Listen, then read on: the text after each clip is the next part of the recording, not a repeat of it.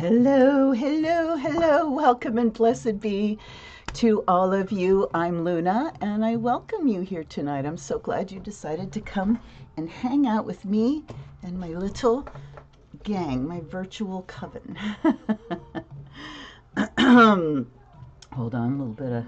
Ah.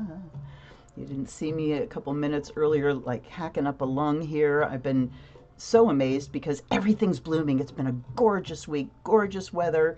Everything is full bloom, and I'm like, Mom, my allergies haven't been bad. 2 minutes before I click the go button, I'm like, so. So I hit my inhaler. It should all be good. Hey, Laura, I am so glad that you are first in line. You know why?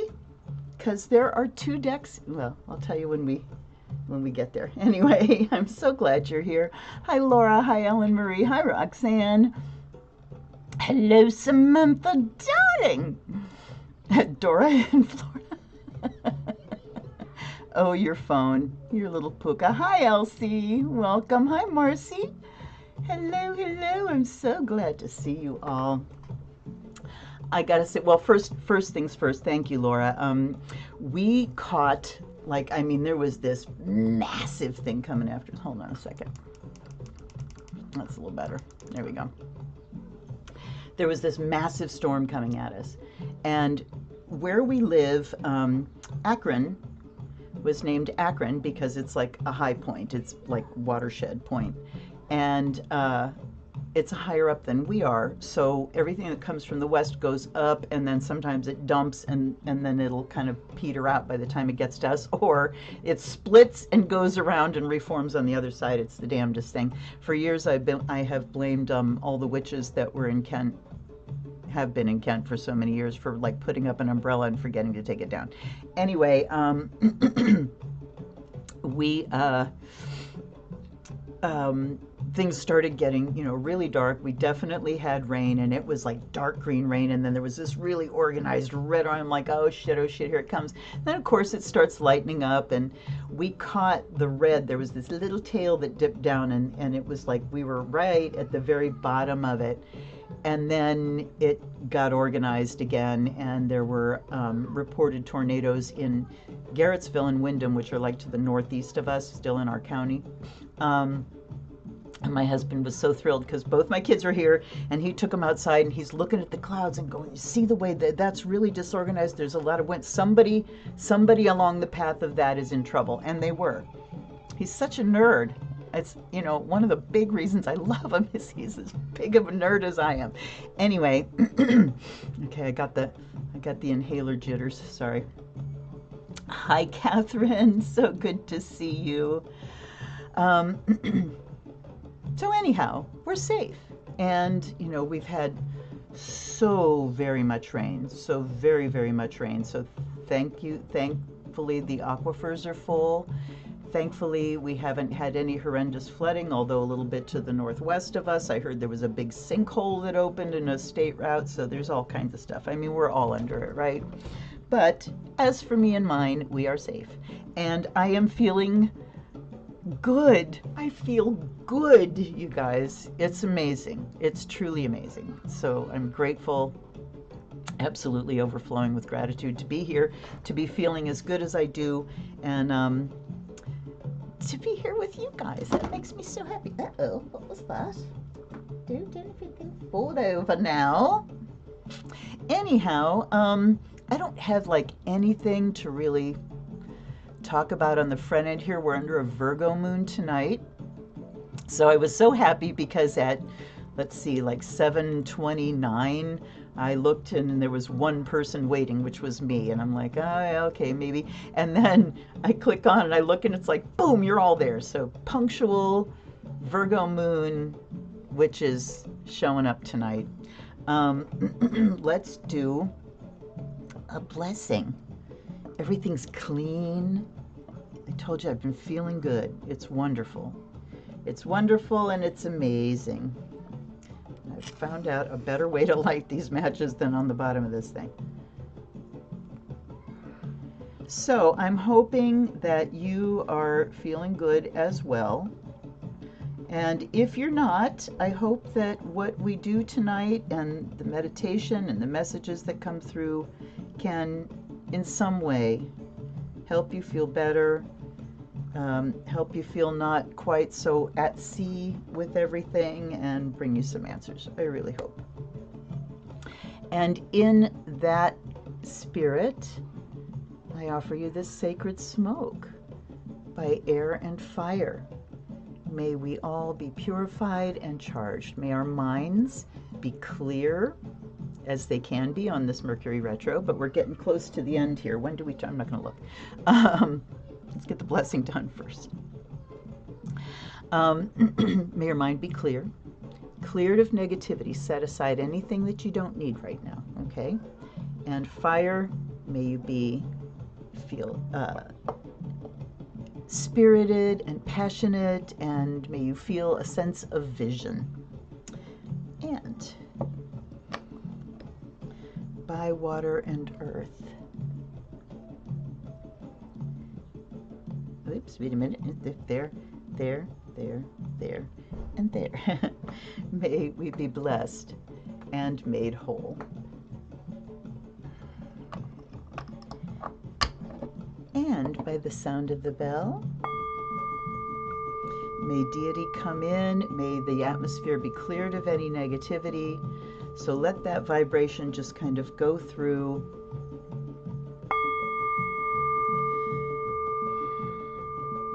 Let it align all your molecules.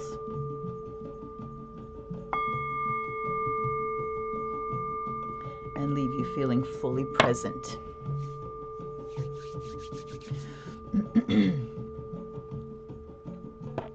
Guides and guardians, allies and ancestors, thank you, thank you, thank you, thank you. They are working overtime for me. I got to tell you that much. So I give them love and gratitude. I offer them fresh water, and I offer them the fire of Azrael. Mwah! My exquisite team. Okay, let's do a bit of a meditation, shall we? I think I'm going to bring myself back down here. So you're not just staring at decks. Hold on. I got a diddle. There we go.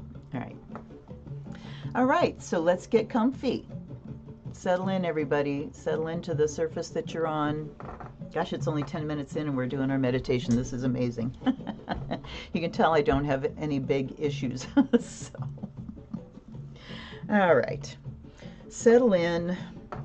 Whatever surface you're sitting or lying on, please make sure that you've got enough support, that your spine is straight, or, you know, not straight, just not twisted. We don't want it twisted. And please make sure that your ankles are uncrossed and your hands are at rest on the sides they belong on. There are exercises you can do that cross, that have knees and, you know, arms crossing the midline, and those are wonderful exercises. But for our purpose here, our meditation, we want everything in nice right alignment, okay? So check in with your body. One moment. I have to see what's happening here. No, we don't want that. We want that. No, no, darling, no. There we go. Okay. We're all set. Like my ears pick things up. Okay. So now, settle back into the surface that you're on. Settle into your skin. Feel your body. Engage your senses. And engage them like internally. Just, you know, engage them as far as this energy system goes. So just check in with your senses. What are you smelling? What are you seeing? What sounds are coming to your ears? And what taste do you have in your mouth? What do you feel? You know, the pressure of your body resting on your chair, on your couch, on your bed. The temperature of the air touching your skin, the texture of the fabric that's touching you. Just check in with all of your senses. This is the very quickest way to ground when we talk about grounding. I'll say a little bit about this now because, you know, if you think about what the opposite of grounding is, it's like, what's grounding? It's kind of hard to describe, but what's the opposite of grounding? The opposite of grounding is when you're off with the fairies, when you are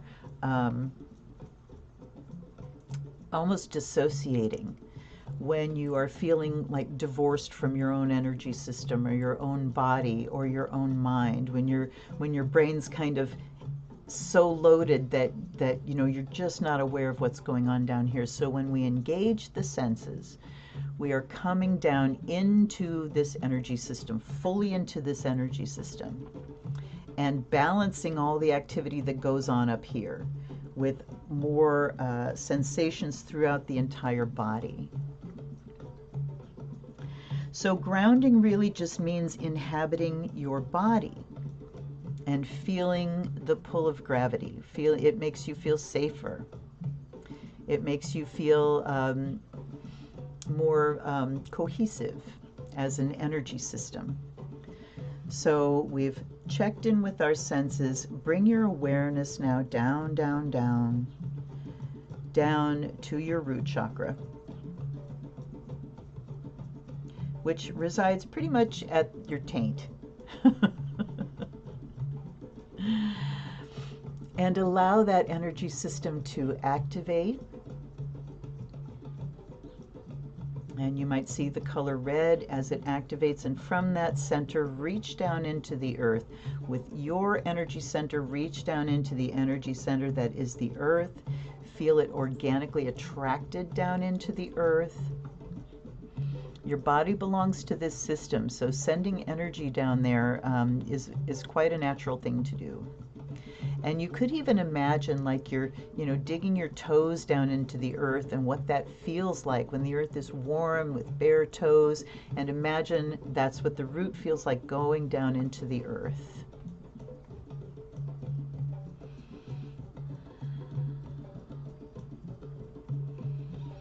And the first thing we're going to do is offer to the earth all of the things we don't need right now.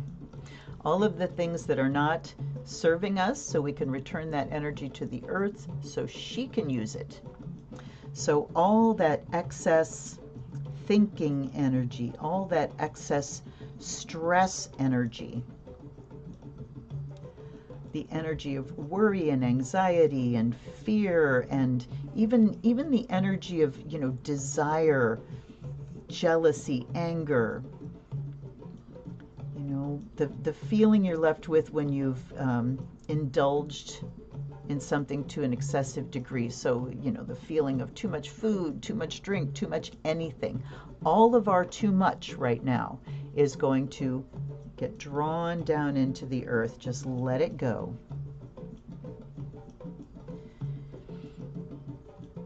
And the root that you send down into the earth can grow if it needs to accommodate and take everything down, down, down into the earth where it is released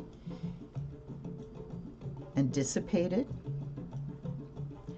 And notice that as things let go of your physical body and go down into the earth, that your muscles naturally relax. Your energy system naturally smooths out. Feel yourself becoming serene, smooth, relaxed, open. Notice too that as you let go of all those things that you don't need, more space is created inside your body. Space for things to move, space for your cells to breathe.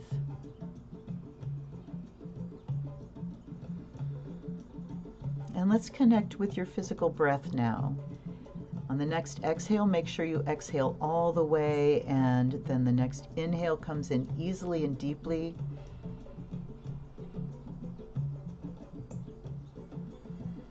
Exhaling completely every time, squeezing that last little drop of air out without stressing, without forcing the next breath that comes in.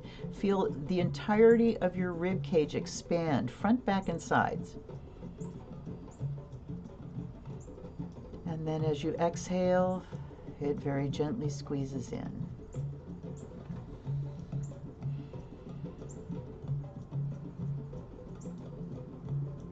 And that act of consciously breathing helps to smooth your energy system out even more.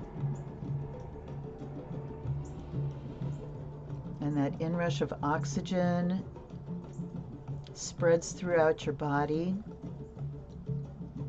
And you feel your cells waking up with that oxygen. Feel your cells, when you exhale, exhaling everything that they don't need fully, so that with each breath, clean oxygen comes in and fills all your cells, and with each exhale, everything that you don't need is released fully. I don't know if you can hear the birds. I hope you can. My window is open. Let me see. Turn these down.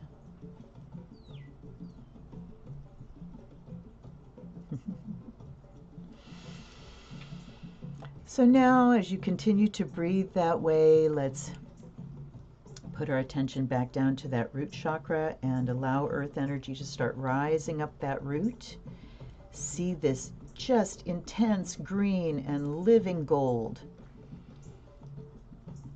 This is liquid light, liquid energy coming up that root and beginning to flood into your physical body. Feel it when it enters through the root chakra and pours down your legs. Feel the tingles as it pours down, filling up every bit of you inside, down your thighs, down to your knees, down to your shins, and down to your toes. And feel that root chakra as well grow very bright red. It's activated and engaged now, and it's bright red, and the energy starts to spin in a spiral. And the energy continues to rise up, and allow it to rise up to the sacral chakra, like right between the root chakra and the solar plexus, and feel that center activate and begin to glow with bright orange as it swirls and spirals facing front and back. You see a larger beam go out the front than the back, but you feel that energy center activate. And now the earth energy rises up even more to the level of the solar plexus, and when it rises to that level, you feel the yellow light engage, and that energy center shines out, sunny yellow, front and back.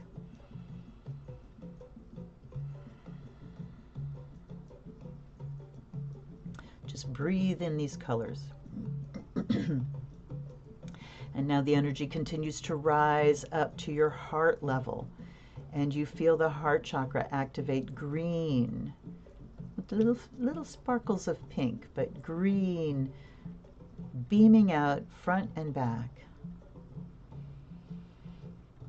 And it goes almost without saying that as these energy centers open, anything that is blocking them, anything that is dampening them down in any way, just gets blown out front and back.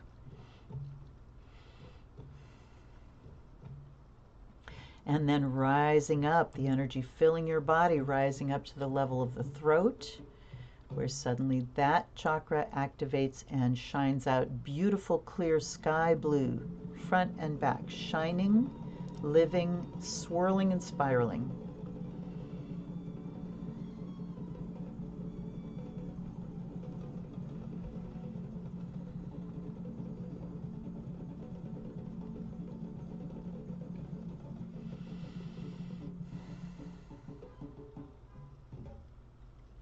And now rising up into your head, up to the level of the third eye, and you see cobalt blue, so intense that you can almost not see it, shining out at that point and at the base of your skull. clearing out your pineal gland, activating the pineal gland, activating the intuitive senses, the psychic senses, connecting to the unconscious, collective unconscious, and rising up to the level of the crown where that center activates in purple, spiraling out, bright and shining. So you are now this living rainbow.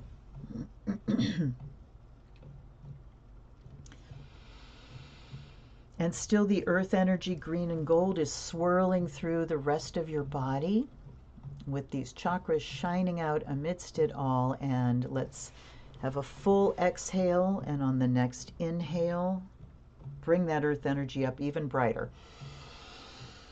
Release only the breath. And again, filling up, hold the energy, release the breath.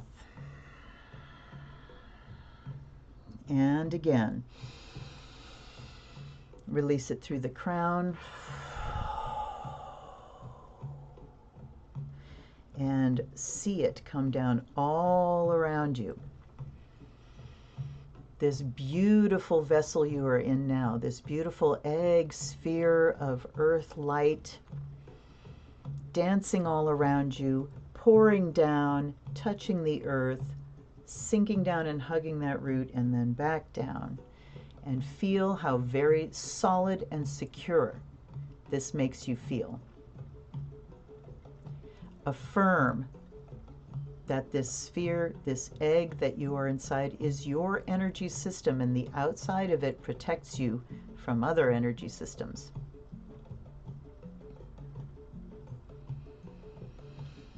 Just breathe in that for a few breaths. Feel the tingle of your skin. You might feel other chakras waking up in the palms of your hands and feet. And then reaching up through that crown and inviting in cosmic energy, spirit energy, and feeling it come pouring down into this system, all the way down, and even more brightening those chakras. And then all the way down out the root until it reaches the sphere, and then up around the outside, up into the heavens. And see this blue and silver of cosmic energy joining with the green and gold that is just dancing and swirling around the rainbow that you are right now. And you can see the brightness of this sphere around you as you bring in this spiritual energy, and as you feel your vibration rise, your frequency rise. We feel ourselves become a little more tingly and awake and spacious.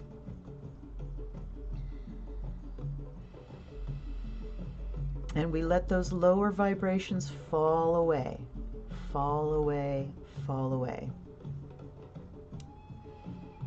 So you feel yourself like living light, like if there was a light, it would go straight through you. Translucent. You are an energy system. You are unified with the energy of space and the energy of earth. You are never separate from these systems, but doing these meditations can make you consciously part of these systems. And anytime you need to, you can turn up the volume or turn down the volume. But right now we're cranking it up, and exhale on the next exhale and on the next inhale. And as we exhale, let's push that layer out and feel it instantly connect with everyone that is here right now and everyone that is here in the future. Remember that there is no time and space when we are working in the quantum field, in the energy systems, you know, in pure energy, which we all are. There is no time and space. So when we connect with each other, it doesn't matter whether you're physically watching this right now or not. We are all connected, and we can feel that energy moving between us. You know, where did I see it? Dang it. It was one of the pile of books that I am reading at any one time. You can start coming on back now, you guys. But I saw, and it's the that flower. It's this cosmic flower, I think they call it, design that's been used in so many cultures. That's what we make when we send that layer out and we connect with each other. We make that beautiful cosmic flower grid. So let's take a look at our, sorry, you see me messing with my hair. I cannot currently blow dry my hair, not because of my shoulders. My shoulders have been giving me zero pain, but it's because my hair has gotten so dry that I can't blow dry it anymore, so I am full Swamp Witch tonight. Anyway, let's look at our decks. The first one is my newest one, the Oracle of the Hecatian Path by Ken Payne and Chris Butler. Excellent, excellent deck. And I had a comment from Ken on the video, so I always get really excited and happy when I get author Flower of Life Mandala. Yes. The Flower of Life, yes. That's it, Samantha. I love it when I get author comments on my videos, and Ken commented, and they have, Ken is the author, Chris Butler is the artist, and Chris has a channel called Sacred Tarot, but to find it, I had to search Sacred Tarot Chris Butler. It didn't come up otherwise, and it was kind of funny because when Ken wrote his comment, he called it Scared Tarot instead of Sacred Tarot. So what did I have to do? I had to wee on that name. So if I do make up, you know, a dozen different channels in the future, Scared Tarot might be one of them. I thought that was hilarious. But after all, Sacred and Scared, just flip a couple letters, there you are, you know. Then the second deck is the Herbal Astrology by Adriana Ayales. And wait a second here. Did I? Yes, this deck was a gift as well. Let's see here. I thought it was. This was from Roxanne. Oh my God. So I celebrate and bless you, Roxanne, for that beautiful deck. Then here's a really fun thing. This is the Fountain Tarot.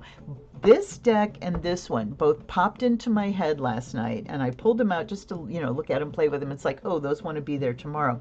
This deck and this deck were gifts from Laura in Florida. So thank you. This is the Fountain Tarot, and this is from Roost Books, and it's, I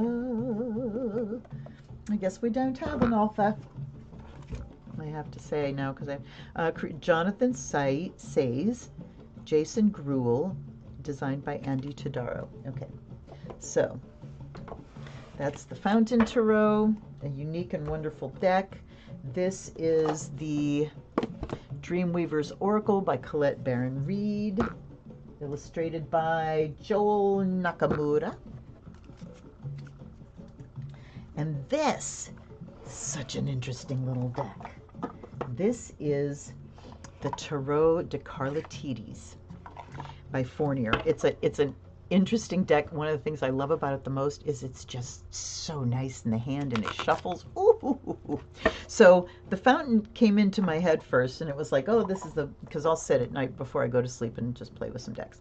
And then this one came into my head, and it's like, pulled that one out, and I was thinking, it's like, hey, wait a minute. And I was right. They were both gifts from Laura in Florida.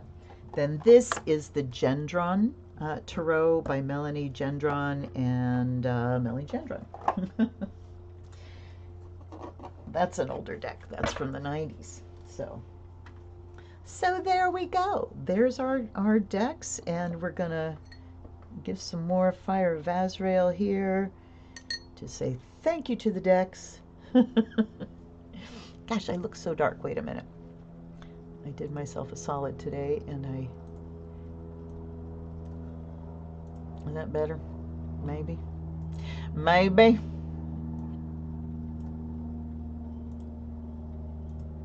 All right, that's a little bit better. I was looking a little dark there. Okay.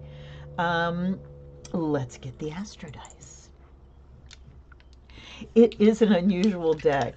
It just is so, it's very handy, and the images are surprising. It's one of those decks that just throws little twists in that are really fun, and it's you know, it's quirky, it's kind of cute-ish, but not quite. Just, yeah, very interesting deck.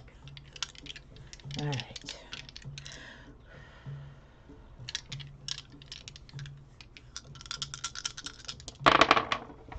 What are we talking about tonight? Woo! Neptune and Scorpio in the first house. Well, Neptune in Scorpio is what I would guess a whole bunch of us have in our chart. I certainly do. Mine is at 2 degrees.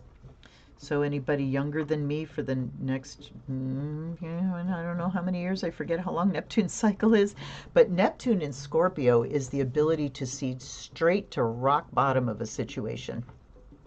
You know, Neptune is the dissolver. It dissolves boundaries. Scorpio is the scalpel and the shovel that and the crowbar. You know, let me inside, let me beneath, let me behind. I want to go deep, deep, deep, deep, deep. And Neptune makes that easy by just dissolving the boundaries. Now, Neptune in Scorpio can also be an issue because, you know, Scorpio is desire, sexual desire, the emotion of it. And Neptune can dissolve boundaries and make us really get lost. Scorpio is also, you know, obsession. And so we can really lose ourselves with Neptune and Scorpio if we're not careful. And this is generational too, you know. And in the first house is the physical body, your outward covering. So, looking to see if Tavia's showed up yet. I have mine in the 12th house, and I know what it means in the 12th house. But in the first house, I think we are just looking at the ability to wear any face or any mask that we choose to. We can, it really is shape-shifting, being able to turn things on and off, being able to like connect with the subtle realms and channel things through the body. So, ooh, I like that. So we might be talking like some shapeshifter energy here, like literally shapeshifter energy. And God, I meant to wash my glasses. They're absolutely filthy. Let's see what I can do here. So it can talk about kind of dissolving the outer personality. Scorpio being transformation and Neptune being spirit. So I'm thinking that this can be like physical mediumship, being able to channel spirit through the body and manifest things in a physical state. First house is where we begin our journey. So I would say that it's time to really start moving some big fucking magic, you guys. Big magical energy. We've been talking about this, doing your magic, and we need to be doing our magic together or separately or however we do it, we need to be doing it. Here's what I forgot to show you. Remember my little goddess, my tiny goddess? Well, guess what? She just got tinier. Do you see my tiny little goddesses here? Look how cute they are. Let me show you this one. Look how cute she is. They're so fun to make. And by fun, I mean, you know, kind of frustrating, but they're getting to where they happen quickly now, you know, more quickly. And what am I going to do with them? I know that I'm going to order more beads so I have rainbow colors available and make a necklace with all the little rainbow goddesses on it. That's definitely a plan. But here, we'll put you up there with all your smaller goddesses. Here, can you fit up there? Wait. Now we're gonna play dolls. Uh-oh, Luna's playing. Look out. Okay, so let's get going. Who's up first here? All right. We have Dreamweaver's Oracle up first. Did anybody call? No. Okay. This one I did not get a chance to shuffle before I got everything going tonight.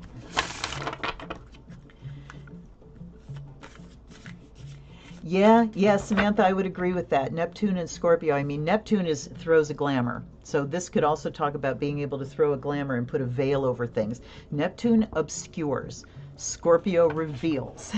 So it could talk about, digging deep. And it could also talk about things coming out into the light of day because of the work of spirit.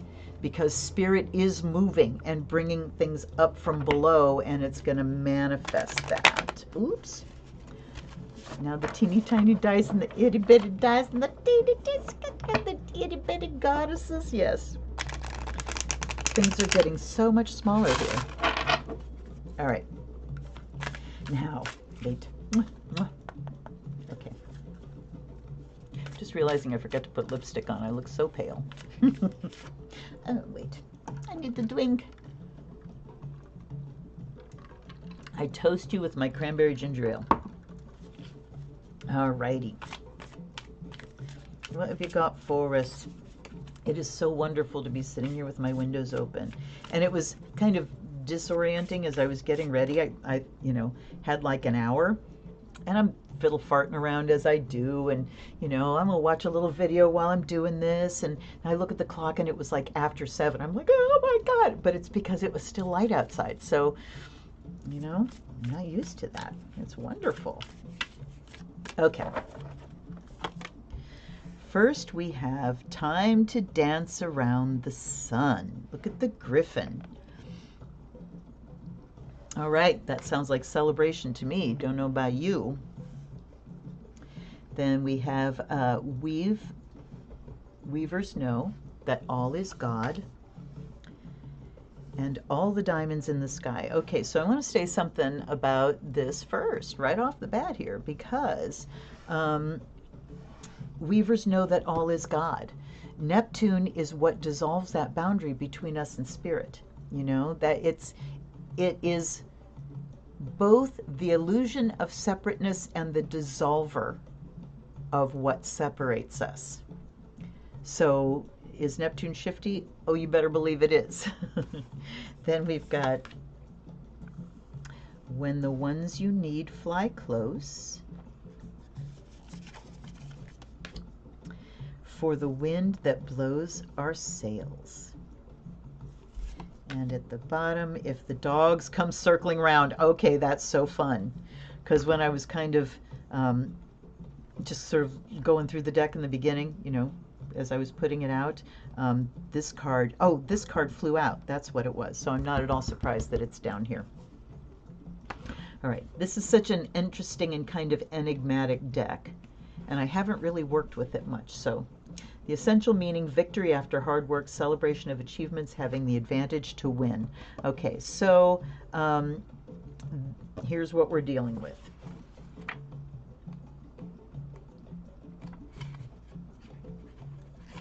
If it will give me the card. There we go. Weavers know that all is God. The conscious universe is the source of supply.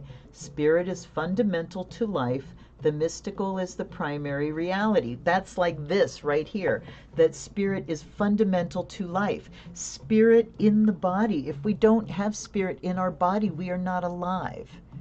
We are inert earth that still has energy in it because it can still break down and decompose. But the animating, what animates us, what makes us alive, is spirit occupying body. And I want to make a difference between the element of fire, which is frequently called spirit, like on the elemental, pagan elemental wheel, and spirit meaning soul, the unifying factor.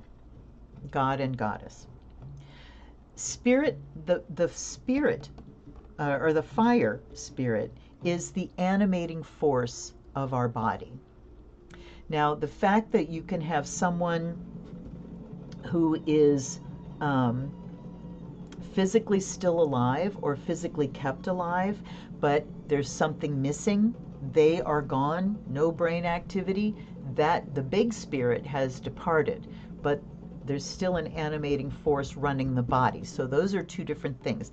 This is big spirit, and then this is the body.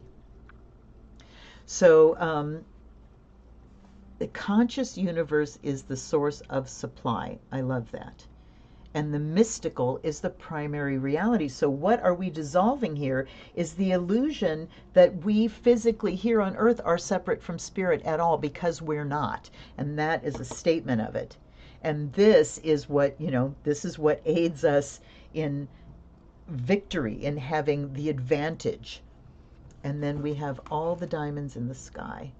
Limitless potential and possibilities unique to you, moving out of limiting beliefs, reaching for the stars and trusting you will reach them. So, all right. So we have something that we've already celebrated, but we're on our way to something new. And that something new is that realization of the immanent deity, the immanent spirit, and the understanding that because we have this source of supply from spirit, everything is possible. Everything and anything is possible.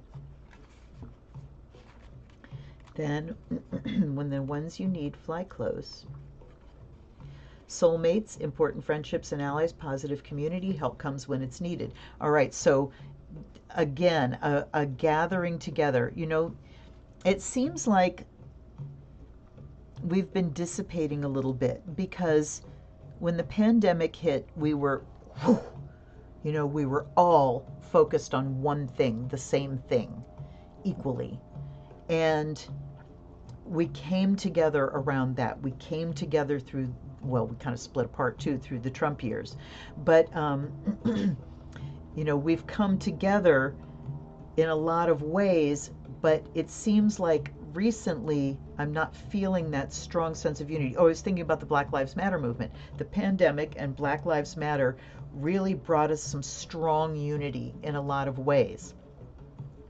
And now I'm kind of feeling like things are not quite so close. So here, when the ones you need fly close, it talks about that gathering again, coming together again, and really connecting with those that are very close to you. For the wind that blows our sails, forward movement coming out of a slow period of time for action. Okay, so that's an acknowledgement that things have kind of slowed down as far as the crises. I mean, they haven't really, have they? No, they haven't. We have so many things happening now that are on, the critical list. And so this is where we need to pull close to those we care about and the rest of humanity that we also care about, because this is the wind that blows our sails. So much of this here is talking about, moving forward, the opportunity to move forward. This is a position of strength. Look at this griffin, the lion, and that solar disk and the spiral. And then if the dogs come circling round, divine protection, a sense of safety despite chaos, loyal people in your life staying true to your values, loyal people in your lives here. And your values, well, we all are under the same sky, right? We are all of the same spirit. No matter how divided we may feel, we are all of the same spirit. Anything is possible. We have moved forwards from some of the horrendous things that were going on when we felt so forced together by crisis. Now we have our nuclear groups, the ones that are really important to us, up close and personal, but we have to remember that all of Earth, all is God, all is family. All of us are of the same family. And when we tap into that, and we tap into the infinite possibilities that are available from the... What, Pyewacket? What is it, baby? Meow. Meow. Meow. Meow. Meow. Meow. Huh? Meow. Are we done? Are we done, baby? Well, he had some things to say. I hope you could hear all those. He brought his skunk. He has learned this behavior from Gilbert. When Gilbert brings his bird and sings the song of his people, his Pyewacket skunk is right back there, and he will come and drop his skunk, and then we have a conversation. So he had something to offer there. He is adding that, yes, when the cats come around too. If the cats come circling around, listen. At any rate, when we have spirit as this unlimited source of supply of everything we need, and we acknowledge that, we don't have to try to wall off some of it for just those that are close to us. We are all of the same family, a big family. Source, spirit has us covered. Hold on, sorry. And when we tap into that potential, then we know that the wind is in our sails. We have the ability to move forward quickly, and we feel safe. So this is an affirmation and a statement, because that one flew out of the deck, that we are indeed safe. We can be safe with ourselves, with our families, and I right now pray for the safety of all in Gaza, and way too late. But I pray for any that are in fact not safe. Spiritually, though, we can't be safer than when we are with the people that are part of our family. I think of Z Budapest. I am a daughter of the goddess. I have no enemies. So, all right. Interesting little deck. And I am going to close my windows because now it's getting chilly.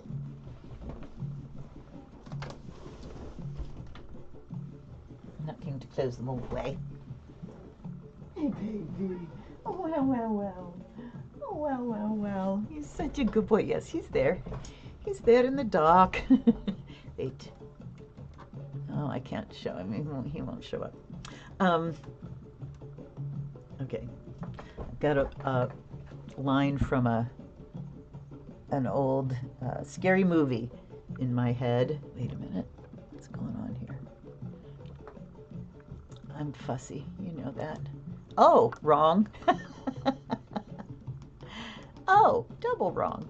There. Okay. Anyway, a movie called The Haunting, black and white, and it's the author was the woman that wrote The Lottery, and it is one of the scariest movies ever. And this woman from the village talks about nobody's going to come out here after dark, or in the night, in the dark, something like that. So there he is, in the night, in the dark. Okay. Next. Oh, one more from that deck. Okay, Samantha, here we go.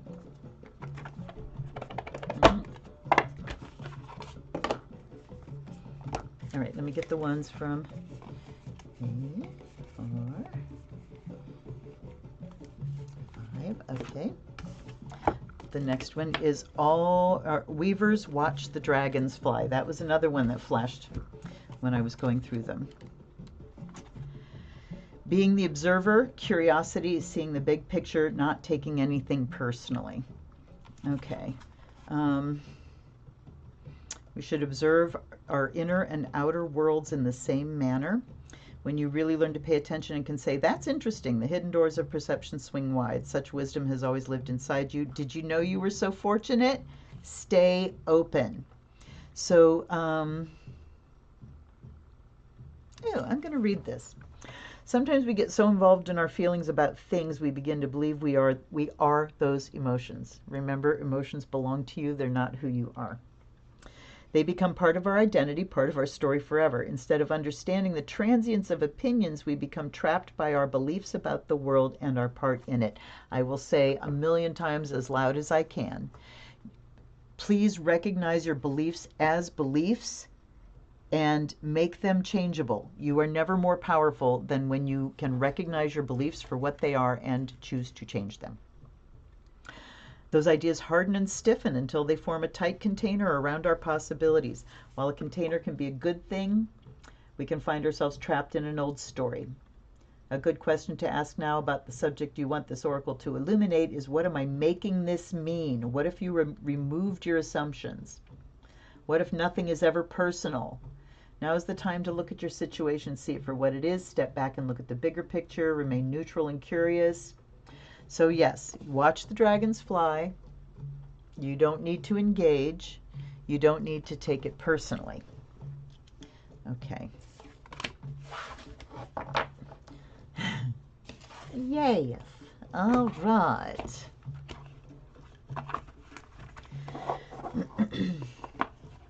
That's the first time I've put one back in its box right after I was done reading. That might be a good mode. Okay. Number 2.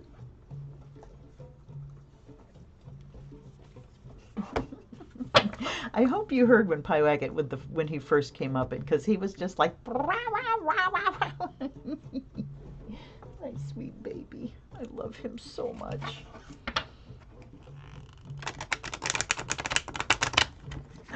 This is one of those made out of 2x4s, made out of sheets of Luan.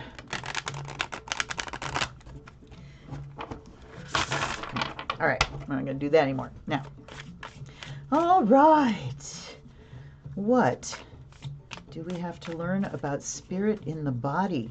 Transformation, shape-shifting. What an interesting topic tonight, eh?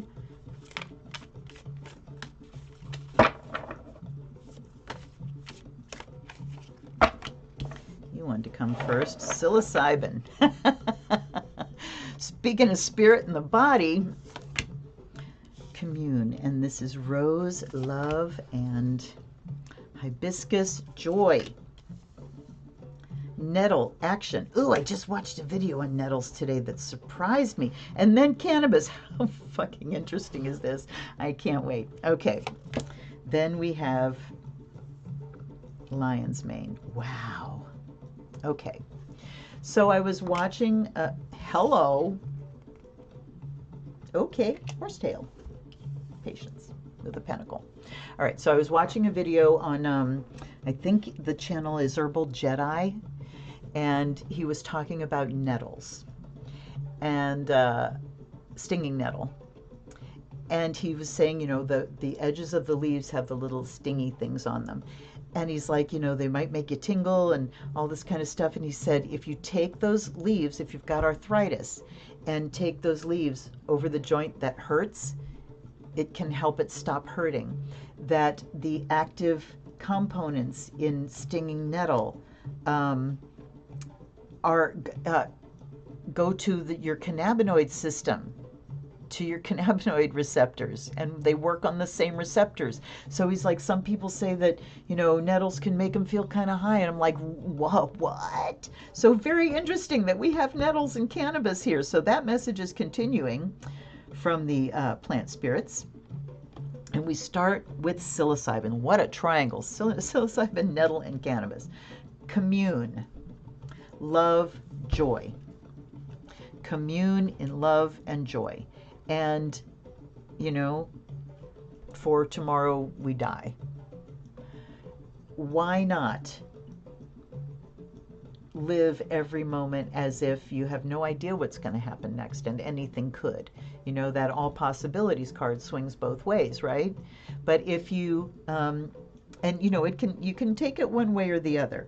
You can say, okay, I'm going to live like this is my last day, and then just be in lockdown from fear over what could possibly happen. Or you could say, you know, let me live this day as if I have nothing to lose. How about that? How about as if I have nothing to lose? So I'm going to love with everything I have. I'm going to express my joy. In community, look at this beautiful, you can't because it's, there we go. This beautiful goddess, this beautiful fairy, blowing her horn. Look at the music coming over to this little fairy that's playing a flute. We've got all of these fairies dancing and communing in love and in joy. And look at rose. Think about the sweet scent of rose. So many times visitations from the spirit come with the smell of roses, and it doesn't mean Mary. You know, it was the mother goddess before Mary ever took over it. And then action and detachment. Ooh, okay, so here we go with the don't take anything personally again. And you know, why we don't need to take everything personally is because we're all in it together. We are all in this together. And then we've got lion's mane for leadership down here. I'm going to read. And dance. Okay. Communing with the sacred, connecting to otherworldly energy, remote viewing, regeneration through union, coming together with a tribe, and finding cosmic family. Well, that's what we're talking about anyhow, aren't we? And you know, when you do your magic and you're putting that vibration out, you are much more likely to draw your tribe in. It's true. All right. Union, bliss, unconditional love, merging with the other, oneness, nourishment, purity. And this is Moon and Venus. What was psilocybin?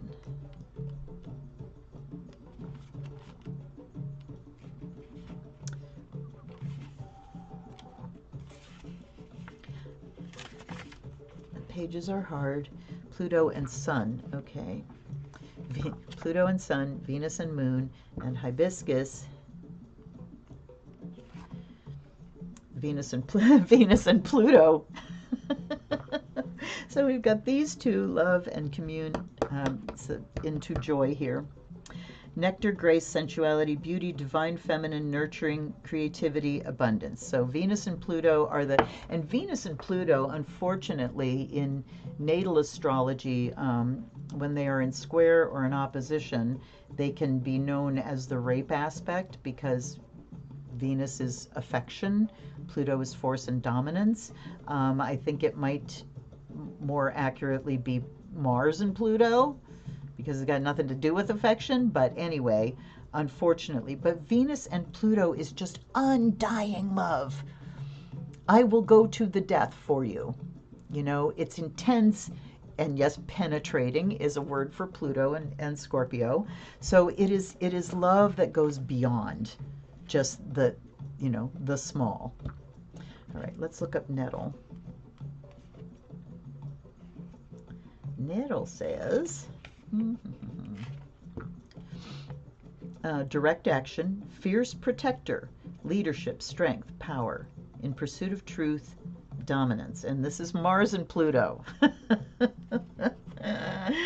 Okay, Sun, Moon, Venus, Pluto, Venus and Pluto, Pluto and Mars. All right. So one of the things about nettle is if you go and just get dried nettle and make a tea out of it, it's one of the most wonderful, it's loaded with nutrients and vitamins, and it tastes really good too. It has a beautiful, comforting taste. And you can make soup out of it. So, you know, people back in the day, you know, make soup out of this and that, chicken, whatever, and throw in a big handful of nettles, and that just brings all of those vitamins and nutrients to you. If you make a tea out of nettle and red raspberry leaf, it is more specific, to the female system, and it is such a tonic. It's like a complete complement of micro minerals and nutrients and vitamins, and it's just an amazing thing. When you make it, I would make like a saucepan, big saucepan of boiling water. Take in another vessel a big handful of nettles, a big handful of red raspberry leaf, and then pour the boiling water over. Let it steep for a while, like, you know, half hour to an hour. Strain it out. You can cut it at that point and make it not so strong if you want. Add a little bit of honey if you like it, but it's delicious. It tastes wonderful. Drink a big glass ice, and I swear to God, you can feel your system going and sucking up all those nutrients. It's wonderful. It's particularly good if you're pregnant or after pregnancy. Excellent, excellent thing to do. This is not a diagnosis. This is not medical advice. This is just, I do this and here's how I feel. Okay, good. Disclaimer's done. Now we have cannabis. So we have action. Nettle is calling us into action. And cannabis says, detachment, deep contemplation, Freedom from pain body. Inner calm immunity. Action to free ourselves from our pain body. Pain body. Neptune in Scorpio. Neptune in the first house could be doing escapist things to escape the body. To actually escape the body. So this is talking about getting away from the pain body, though.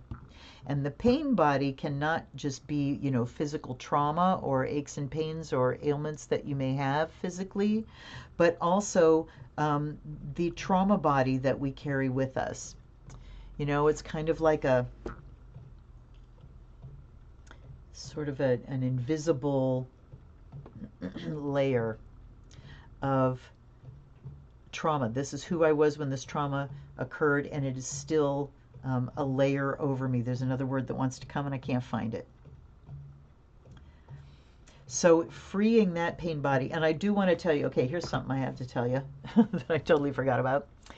After last week's live, which was, you know, a couple days after the eclipse, I went into several days of like blind panic. I was having the most extreme, severe terror, anxiety attacks.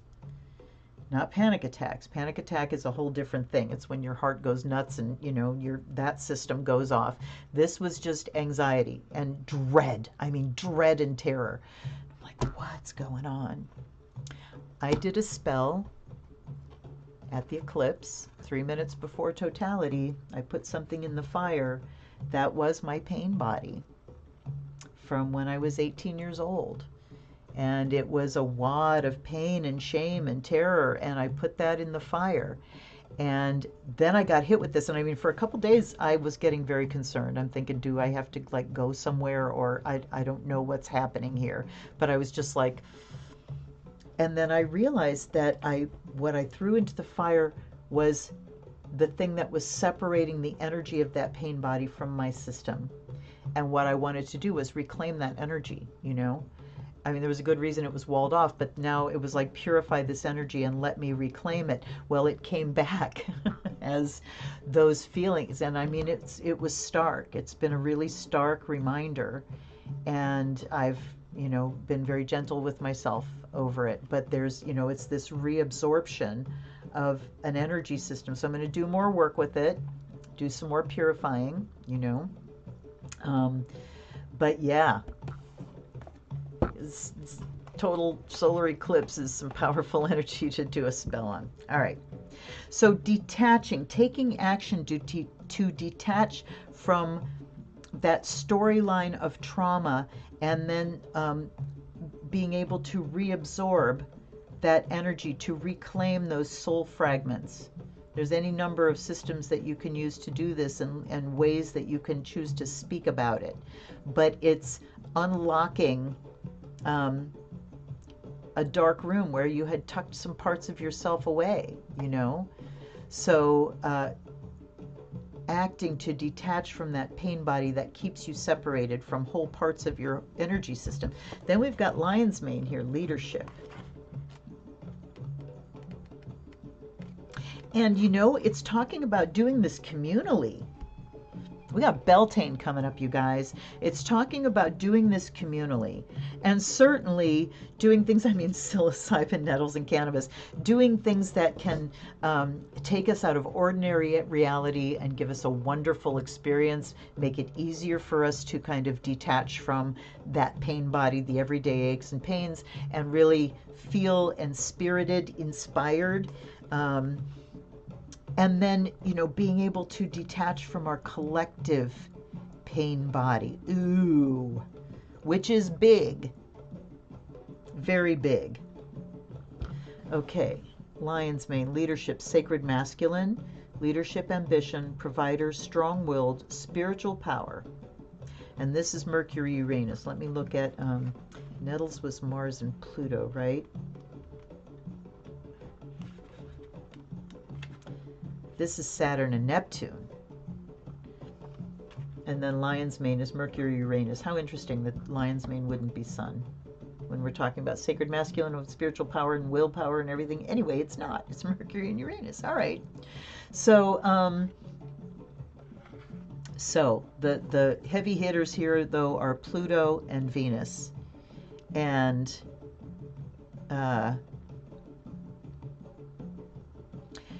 okay. It's kind of like the transformation of love writ large, but communally gathering in love and in joy to take action, to celebrate ourselves from these painful stories that have been carrying us along and along and along, that have become part of our belief system, that we've become to believe that we don't have any power over. This is saying we can detach from those. And those who have that energy to detach, oh, looky, there's the planet symbols right there.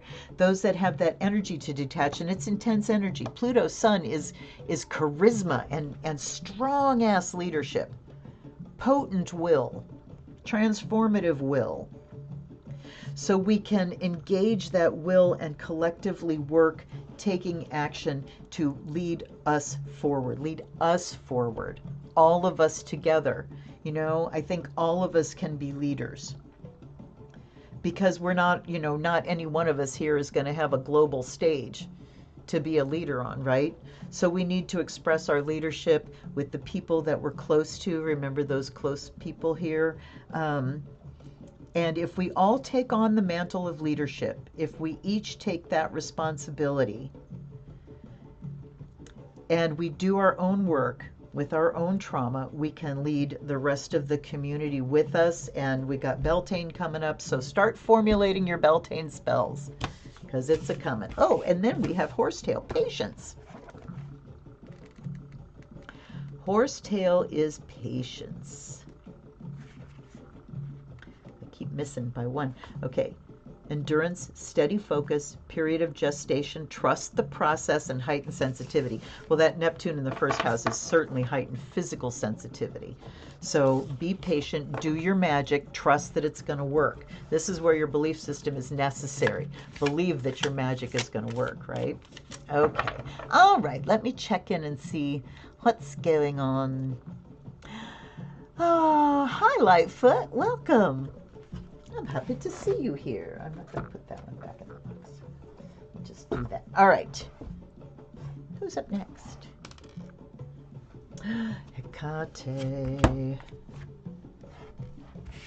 All right. Mwah, mwah. All right. So I have a plan. Oops. Not too far from here, just down the road a piece, there is a Six Corners roundabout. So there are 3 roads that come together. That's why it's a Six Corners. And in the middle is an island, because it's a roundabout. And ever since they put that roundabout in, I have been wanting to go there. It's not a busy one. And if you go there late at night, there's, you know, nobody. And I want to, you know, get all ninja'd out, which when am I not ever all ninja'd out clothing-wise? And I want to go into the center of that island and get some dirt. Because talk about crossroads, triple crossroads, yeah.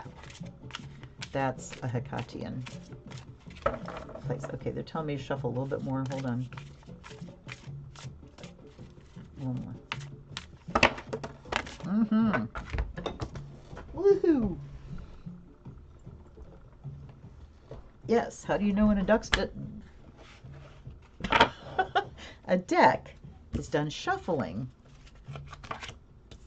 Okay, we have Brimo, the angry one, Fury. Ooh! Black Hound, loyalty, when the dogs circle around, huh? The Restless Dead, unresolved past. Severance, dagger. Holy Demon, upper realm, divinity. And then the cave, incubation. Oh, this is going to be an interesting one to pick apart. Or as the Brits say, to unpick. That doesn't make any sense to me. How do you unpick something? You have to pick it. It's like, how do you unpick a nose? Anyway, All right. So the angry one at the top here.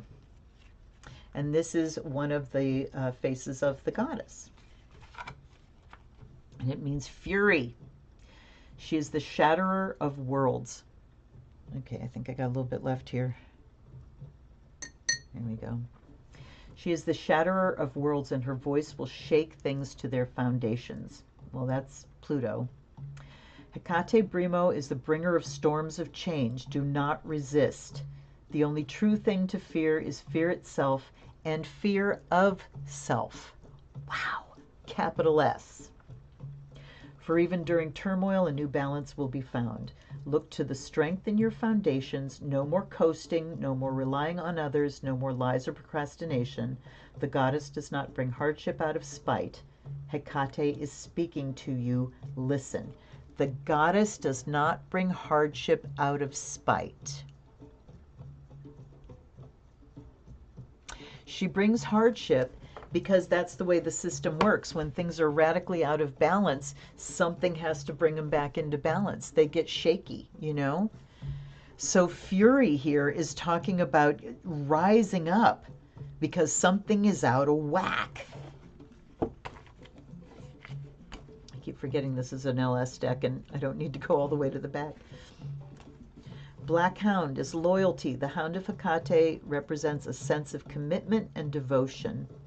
We may feel lost or isolated, thrashing about in the brush at the side of the long-forgotten path, yet still find the glimmer of Hecate's guidance. The hound acts as a protective guide, leading you back to her. The barking of hounds was said to herald the goddess's arrival, and they're one of her most sacred animals. Adventure and curiosity are also present, as is an increase in psychic perception. All right.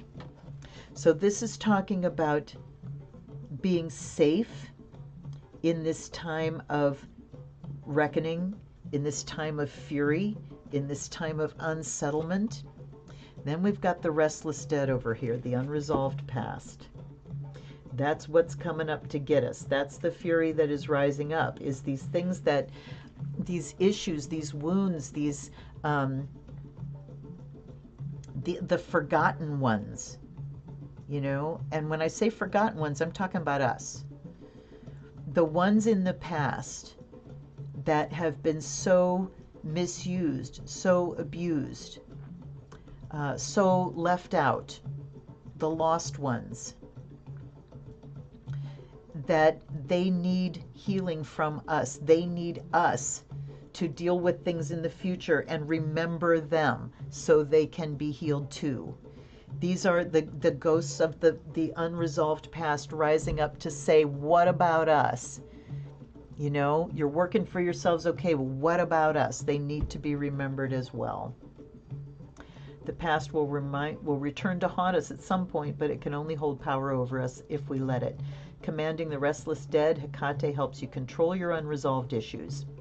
Some can be ignored, but others need processing and integration. Cast off what does not serve your highest good. Focus on the lessons that are part of your growth cycle. But know collectively, we're not going to ignore them. These are why the ghosts are rising up, is because they've been ignored too long. So these, I'm so strongly hearing, these are the lost ones. And the fury comes from here. But we have this loyal hound here to protect us. So we don't need to fear them. We need to hear them. Damn. Okay, dagger. Severance. Hecate's dagger can sever our illusions and attachments. It's both protective and destructive, the hallowed blade representing the cutting out of something bad whilst simultaneously liberating yourself. It can represent pain, betrayal, and revenge, or it can mark a release from these things. A double-edged blade is a two-way street and can be caring and logical or cruel and irrational. Ask yourself who's wielding the blade and why. And let's talk about this double-edged blade for a second, because that's an athame. And, you know, an athame is the sacred blade of witchcraft, Hecate being the goddess of the witches.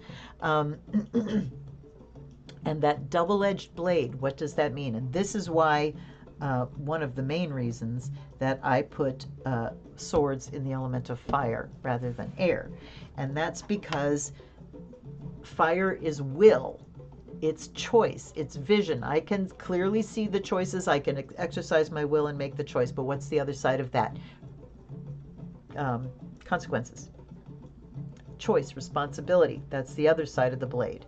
You can't make a choice and think somebody else is going to deal with the consequences. The other blade, other edge of that blade, is the consequences and taking responsibility for them. So,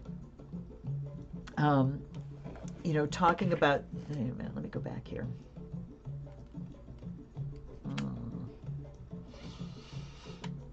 A two-way street, pain and betrayal, or a release from things. So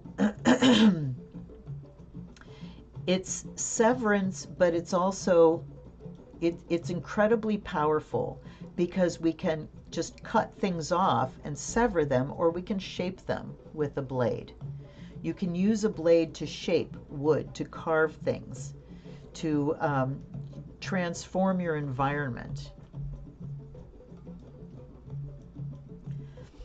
And then we have divinity over here. Loyalty, severance. Okay, hold on.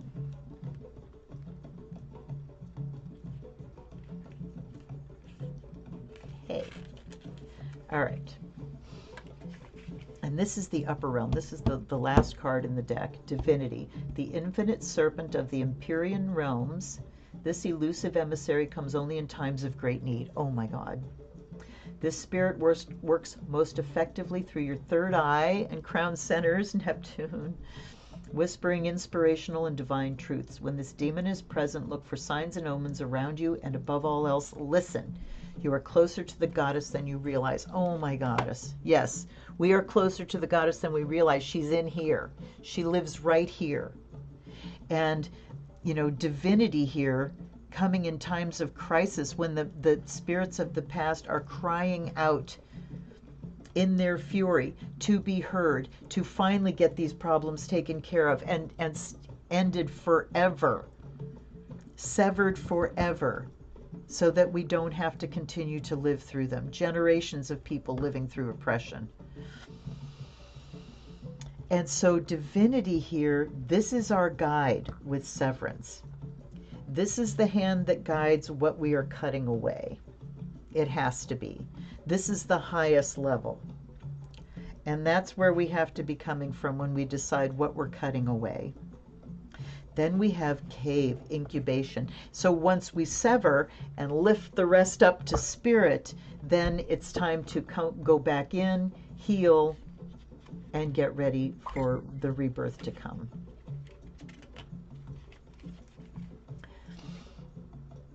I'm sorry, let me check this and make sure nobody's... I always look to see, oh shit, am I off the air when I get a message? Hold on. All right. I will answer that later. But that was about Dances of Universal Peace, so that's a call from Spirit for me. Incubation. Finding some place of retreat gives you time to rest, discover, and contemplate. Hecate's cave provides a safe, stable place where the goddess resides in quiet reflection, aware of the goings-on in the world, but not necessarily active in them at this time. I think she needs to come out of her cave. All right. In the still silence of the cavern, you can reconnect, heal, and work on deep-seated issues or plans of action, enabling you to reemerge changed and refreshed for the better. So this goes both ways. You know, fury is what drives us to action. And we need to show our loyalty to our ancestors, to our honored dead, to our restless dead. And Samantha had said that if we blame our ancestors, they haunt us. If we honor them, they help us, right? So we have to understand what they were going through as well. And be loyal, show our loyalty to them as we hear their fury, as we work to sever and cut away and reshape these things that are keeping us bound at the lowest frequency, and we've got spirit on our side. And then we've got the cave, incubation, hold on. So something is already gestating. And do want another one, and we have dark moon release. Okay. Okay, so the next dark moon. So well, the message I'm getting here, and I don't even really need to read this, is that things are in gestation right now. They're in the cave from the new moon solar eclipse and to the next new moon is when there's the release of things. So that's a wonderful personal message for me. Thank you. But think about dark moon. I want to see something here because we are coming up on the full on the 23rd at 10 till 8 in the Eastern time zone in the evening on April 23rd, and then we go to the next new moon on Tuesday the 7th of May. So that's after Beltane. But that new moon can be lunar Beltane. Well, I mean, this full moon is kind of lunar Beltane, but okay, the new Taurus moon. So think about that in terms of timing. Something's gestating. I hope it doesn't need to be cut out, you know. So many thoughts. But this really is about that deep, deep generational healing, that we're listening to the things that are coming up, and, you know, we're the ones that are being blessed with the consciousness of it, with, you know, being able to see what is happening and has been happening and what needs to be healed and what needs to be severed. Wow. Okay, let's see. What's the Wandering Hedge? All right, let me see here. Oh, hi, Wandering Hedge. The Restless Dead reminds me of a card in the Urban Crow Oracle. It basically says the same thing. Find to let what is past visit for a moment, but never let it linger for long. Let it linger long enough to inform. And I mean, for me, my ancestors are very much invited to be here, you know, as they're part of my team. But yes, there are the ghosts of the past that can come up and just hang. You know, I certainly got hit with that last week. So yes, thank you. Thank you, Catherine. Don't fear, hear. Yes, that's very good. Okay, I have a little paper with her golden nuggets, little mantras. Thank you, dear. I would like to see those nuggets because I'm sure I don't remember a damn one of them. Little mantras. Okay. Okay, share with me, you guys. I think the okay soda came from the television, so I made it. Oh, that's funny. These are great. These are great. All right, who's up next? And we got number 6. We've got the Gendron. Yeah, we haven't. This is the first tarot. All right. I love the feel of these decks and this cardstock. They're so easy to work with. Give them a couple of those, and then we're ready to rock. All right. So tell me something different here. We know about past trauma. We know about these things. We want to look at embodying spirit. And, well, I got distracted. There was something flying. Oh, and I bent my King of Pentacles. That was not good. Yikes. Hey, Mercury, knock it off. Hold on. Oh, I bent the card. Oh, now they're going to be mad at me. All right, let's just shuffle. This just doesn't want to really shuffle. Okay, one more. Okay, and I shuffled it a lot beforehand, so here we go. So we have the 4 of Pentacles, and we have the 8 of Wands. The Princess of Pentacles, the Queen of Wands, the King of Swords, and the Hanged One. Oh, thank you for all those courts. But you know what? The Gendron deck, the Queen is the highest court. It goes Queen, King, Princess, Prince from the top down. Okay.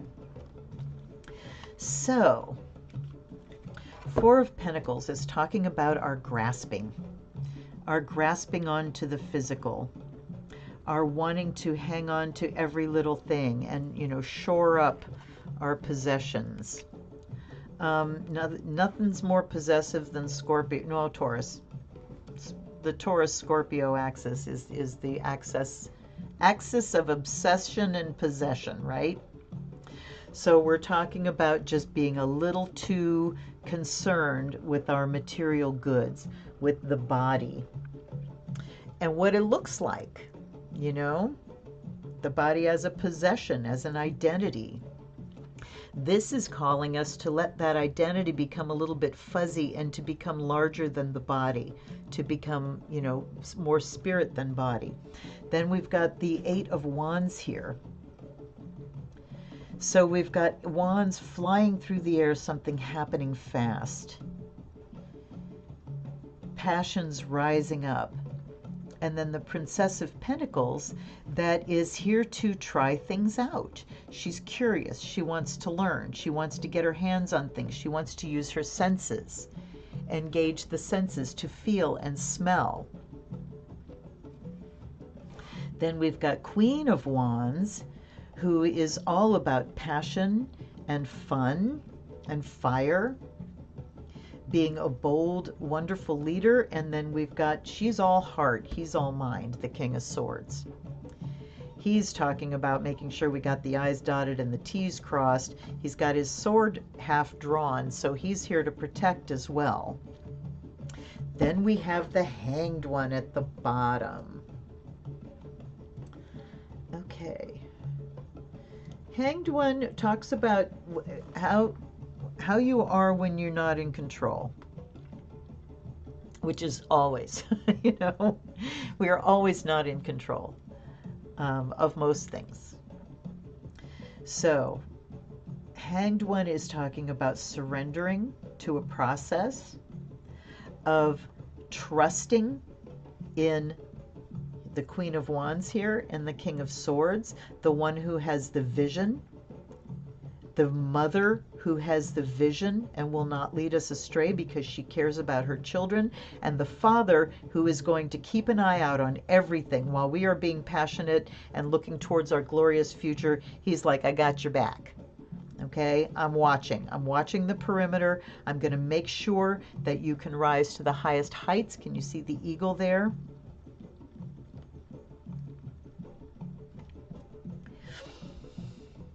We have passion that's firing us up. Look, the Queen is looking here. She's saying, what is it that you're fired up about? What is it that is part of your passion and part of your spirit? What spirit infuses you and drives you to make changes that can affect everybody on this planet? How are you driving towards the future? And he's telling us, what about skills? What skills do you have? What skill are you going to employ? Get busy, get your hands on it, get the work done. Vision and passion is all very well and good, but unless we have a plan and the skill to execute the plan, what do we have? Not much. And up here is talking about the resources that we have and maybe getting a little bit caught in the mindset of not enough. Ooh, okay, hold on a second here. Enough. She's telling me about the concept of enough here, that is, you know, one of the biggest things we wrestle with as human beings on this planet is the concept of enough. As human beings on the planet at this time, in this capitalist society, in this world where money justifies anything and everything. Okay, she says, yes, attachment to material wealth, miserliness, increase of material power and influence. So, hold on.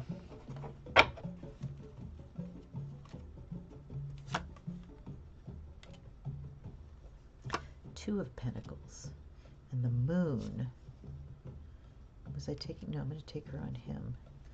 Okay, so Two of Pentacles talks about juggling resources. So when we get into this fear space of there's not going to be enough, there's not going to be, what can I do? You know, I don't have any resources. I don't have money to do this, that, or the other thing. We can look at how to use our resources and make decisions about where they go. Going towards passion, you know, the things that enthuse us, the things that keep us enthused. So we need to send some resources that way so that we can feel like we have our own fires stoked and we can see our way forward and we feel like doing the work. And then on this side, ew, looky, we got the moon. Neptune. So of course this throws everything into confusion. Hold on. Prince of Swords, that's no help. Then we have the Eight of Pentacles. So again, we're talking about skills. And I'm hearing working by the moon, but I'm also hearing investing our heart into it. I mean, the moon, as far as tarot goes, is talking about that undercurrent of emotion and things that are shifting on us. Like I said, it's Neptune, things that we can't see clearly because they're shifting. This is clearly the solar side of this reading, where the female is, and the male, the moon comes up on the male side. So the feminine comes up on this side where the King of Swords is. How very interesting. So, I mean, I could go on for an hour about this, talking about women taking the lead and being able to deal with our resources because we can, you know, run a home, run the planet. And then the male side here, having goddess arising within that side. So it's not all just clinical planning. It's planning according to the moon, planning according to the collective unconscious, and allowing, you know, ourselves to be guided from that level. But it's certainly a lot of message here about being clear about what we're doing in our plans, being curious enough to you know, get it all together, do the work of research and looking at things to make a good plan, and then having the skills to back it up, but also going by the guidance of the moon, the spirit, the sacred feminine. And certainly using our resources wisely, making choices about where they go and about what energy we're using and all that kind of stuff. But the Hanged Man in the bottom says that things are changing. We don't have any choice about that. And we need to engage our actions and our minds around the things we do have a choice about, around where our resources go. And then we offer the rest up to spirit. And I mean, this is where we acknowledge that things are going to shake out the way they're going to shake out. Weather-wise, climate change, all of that. We're doing, you know, we certainly need to be doing more. We certainly do. And there's a whole lot about that you know, the wheel is turning. It's already in motion. We can't turn it the other way. We can't stop it. These things have to play out. We don't have control over that. But we have to have the plan. We have to have the vision. We have to have the action. We have to have the skills. And we have to be so very precious with our resources. There is enough if we are precious with it, if we recognize the preciousness. Okay, well, let's see here. If the card's correctly used, should be no problem bending it back. That's true. Yep. A player of Magic the Gathering had to learn how to identify real cards from... Oh! That's an interesting skill to have. And yeah, I have 459 decks, I think, now. So I'm pretty hip to different kinds of card stock. And yes, this is US Games cards. They're cards. They're meant to be shuffled. It'll go back. But yeah, that's really interesting, Hedge. If a card either folds or creases, is either a fake or poorly constructed. How interesting! Every card that has 3 layers to it, front, back, and center. Yeah. Awesome. Thank you for that. I have a thing about cardstock. If you watch any of, you know, many of my unboxings, you will hear me bitching, you know, long and hard about cardstock and cards that aren't shuffleable. So that's that's wonderful. That's a useful piece of information. I appreciate that. Hanged Man is a Neptune card. Oh, Catherine, you're absolutely right. It's surrender. Neptune is about surrender and sacrifice. Thank you for that. Wow. A bend is one thing. It shouldn't be a problem. A fold or crease is something. Yeah. Nope. I just got a little alarmed because it went, and it's because I got distracted at something flying. And you know what else, you guys? I was looking at, if you watched my Hakkadian Oracle, Hakkadian Path unboxing, you know that I had to shoot it twice because the first upload got interrupted and I had already deleted the files, which made me sad. But while I was going through and deleting files, I was kind of looking to see what they were before I deleted them, because some of them are going in an outtakes file that I may do something with at some point. But I found lots of orbs. I'm watching these videos and it's like, oh, there goes an orb. Oh, there goes another one. And I don't notice them because I'm focused down here. So I would like to employ you that if you be my watchers, when you're watching a video and you see an orb go through that I missed, please say something about it because I'd like to know. All right. Anyhow, yeah. So right on. And the surrender and sacrifice is, there's just so much now that's playing out that we cannot directly control. And I'm talking about, the earth and her systems mostly, and how we respond to that. Okay, hold on.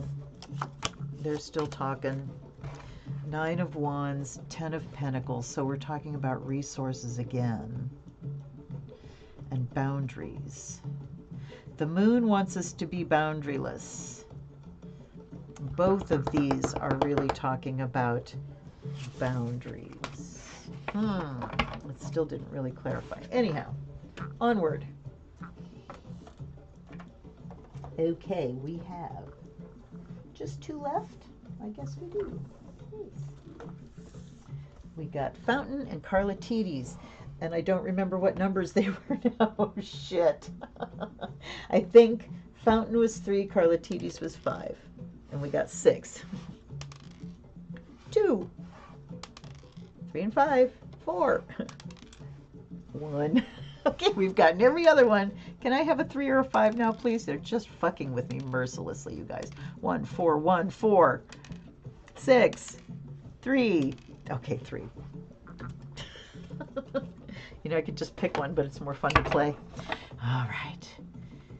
They are blinding cards. All right, we're going to get this one shuffle.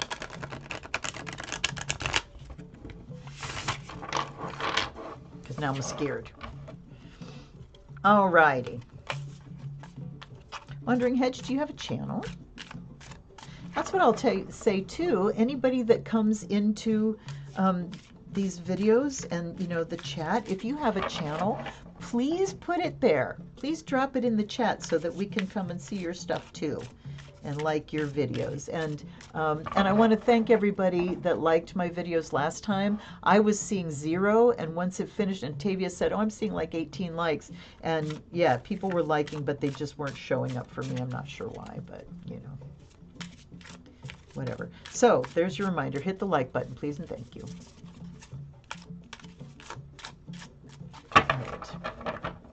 No, they want more. Okay. We have the Knight of Coins. We have the 5 of Swords. Oh, I couldn't escape that card last night. Queen of Cups. That's my card. Queen of Swords. 10 of Coins. Okay, 10 of Pentacles just came out of the Gendron deck a minute ago. And then we have 5 of Cups. Wow. Oh, golly. So, Knight of Coins, the knight that doesn't move. He's here, he's ready to help, but he wants to know exactly what he's doing before he makes a move. Right? His action is practical. His action is methodical and considered and conscientious. All of these things. He's not a rash individual, and he would rather work it out than fight. I just got that information. Over here we have 5 of Swords, which to me is the bully card. Sorry, my back is itching terribly, and it's because of because my muscles aren't breathing. Okay. So 5 of Swords, you know, I used to look at it and say it's like win-lose, when you have a win-lose mindset.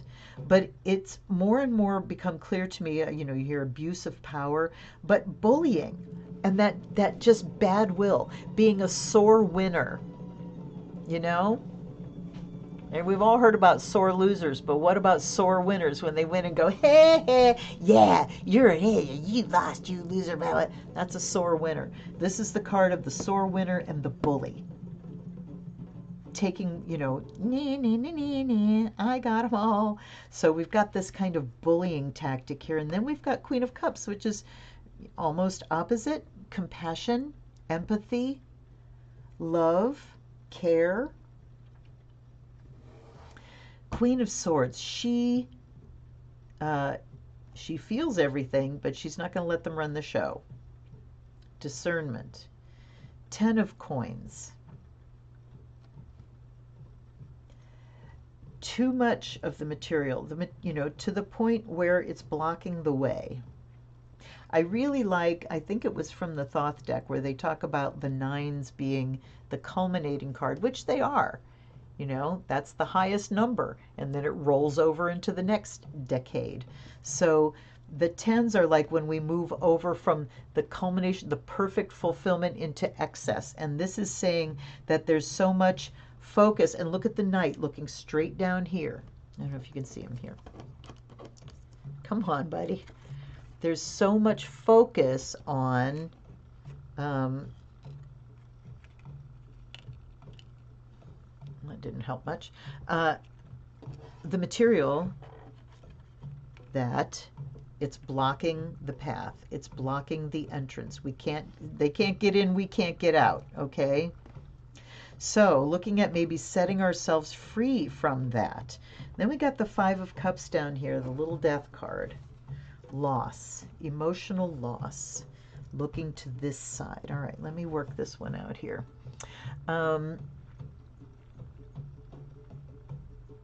Thinking about it lately, but not yet. Oh, having a channel?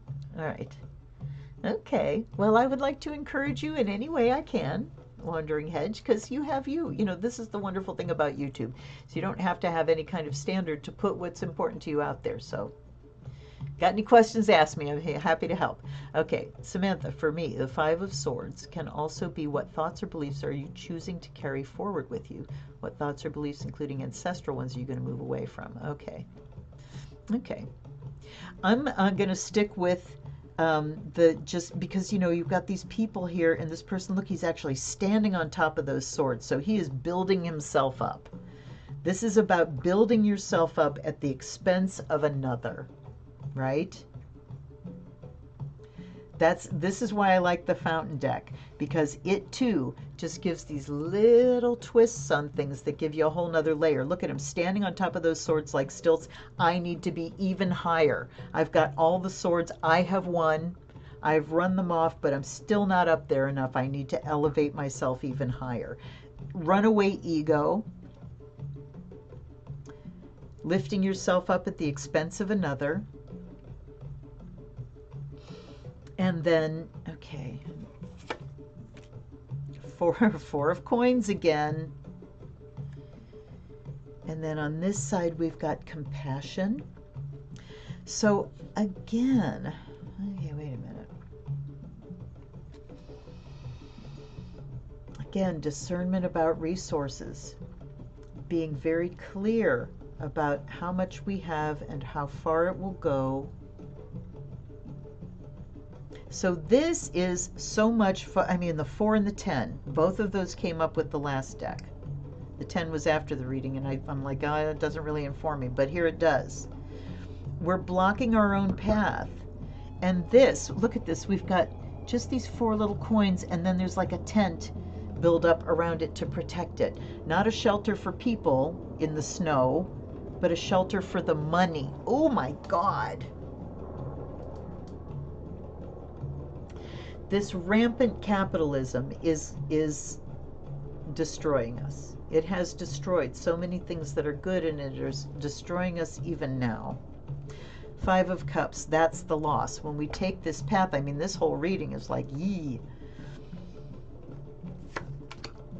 And we have Two of Cups here with the Queen of Cups. So our partnerships. Okay. So it's kind of like we have this little bit of money that we've been protecting, and we're managing to make it grow into something bigger, but we're still kind of hoarding it. And we need to let it loose, because Five of Cups down here is loss. Look at the fives.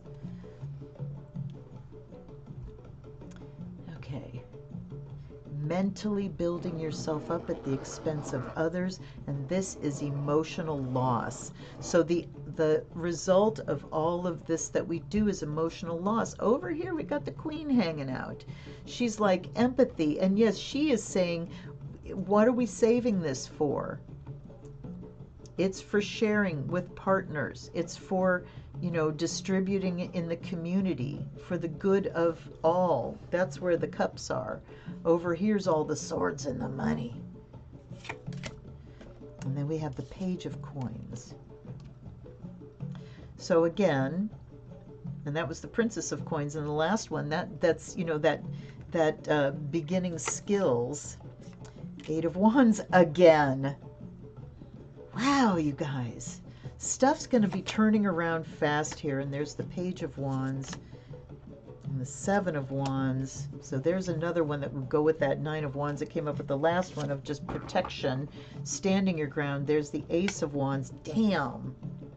So I'm thinking, like, right now we're in this just whoa, holding pattern and hanging tight to everything. Holding tight to everything. I want one more on her. The Hierophant. Okay, so the Wisdom is over here. But we still have so much loss to grieve, and we need to really remove our, and there's the Hermit. The Hermit and the Hierophant. Boy, talk about spiritual practice, right? And the Hermit came up when I'm looking at the Knight of Coins here, because this is about focusing on money. Look at him focusing on the money. The Hermit and the Hierophant. So Hermit can also talk about backing up and kind of limiting, I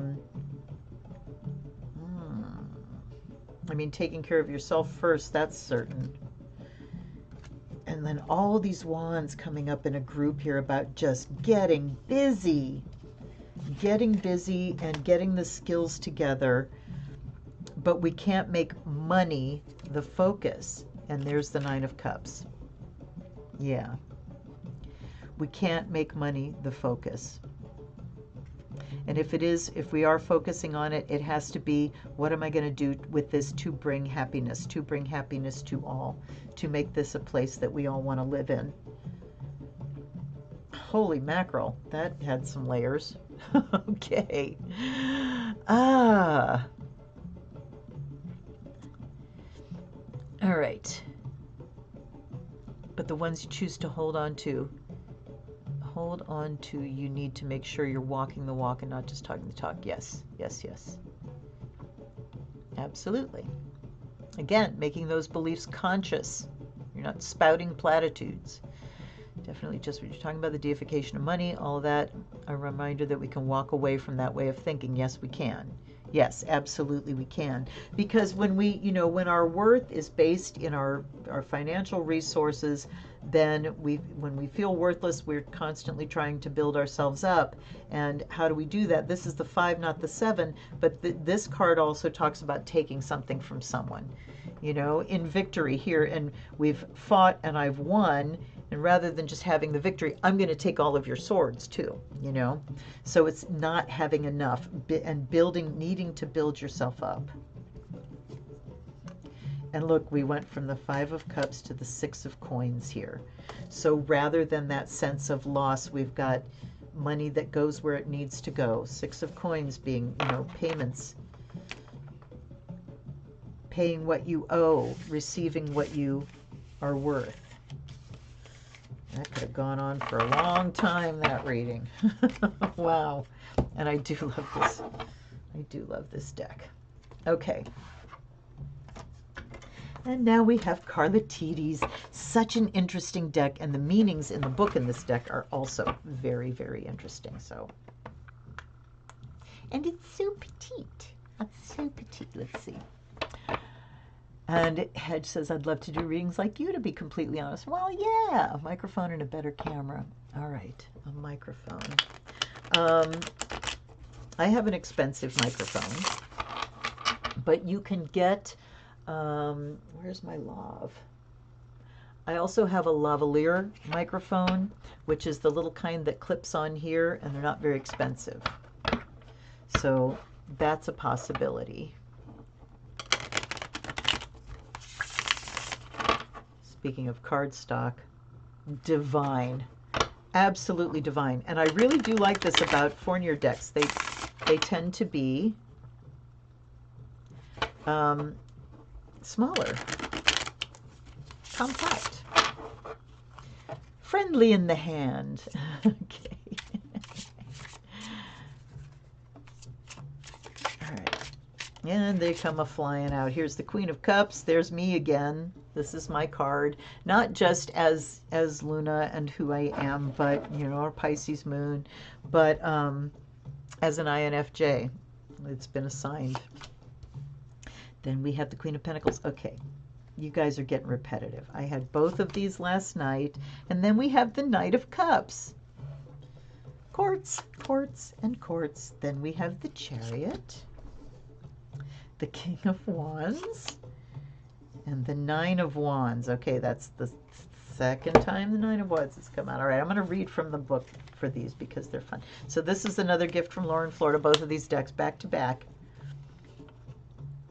All right, so look at her. She looks very Russian. Look at the little bear here. So that kind of speaks to me too. Queen of Pentacles. All right. This book confuses me so much because it opens, it's like this, but then it opens like this. It's weird. All right. Queen of Copas. Reina de Copas. A warm-hearted and fair person, adored, devoted wife, practical, honest. You know I'm taking hits on all these courts, right? Then the Queen of Pentacles is wealthy, generous, security, liberty, grace, dignity, prosperity. The Knight of Cups, an invitation, opportunity, so that's normal. Advancement, attraction, challenge, proposal. Chariot, getting moving on things, taking action. King of Wands, honest, conscientious, friendly, educated, fatherly. Nine of Wands, we've got, look at the little plants. Okay, wait. Expectation of difficulties and changes. Awaiting tribulation, anticipation, hidden enemies, deception, discipline, a pause in a current struggle. Okay, we're going to hit all of these here. So we've got all the elements except swords here. So we had the Queen, we had all the swords and the pentacles in the last one. Here we've got cups, wands, and pentacles.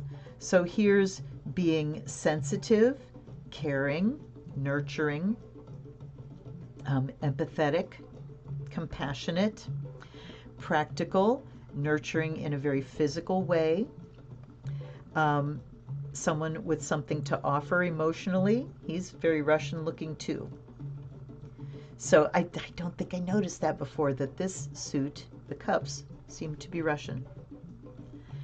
This seems to be maybe Polynesian or something like that. Island, dark skin, long dark hair. At